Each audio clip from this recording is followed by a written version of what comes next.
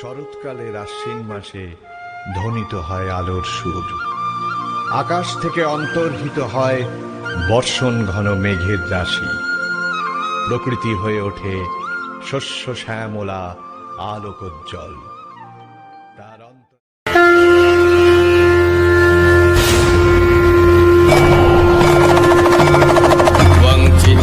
परमानंद परमात्मा स्वरूपिणी शक्तिस्त्वं सर्वभूतानां त्वं सर्वेषां च पाविनी प्रसीद सर्वजगतां जननी स्त्री स्वरूपिणी विश्वरूपिणी विश्वेशे प्रसीद त्वं सनातनी।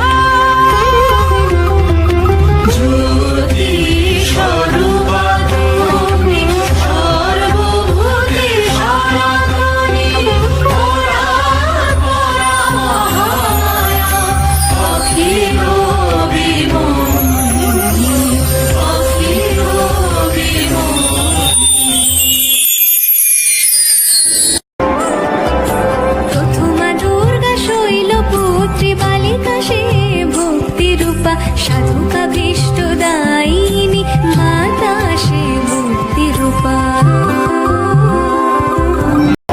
এক বৈরাগ্যদায়িনী ত্রিলোচনা শিবরূপিণী ব্রহ্মচারিণী দ্বিতীয়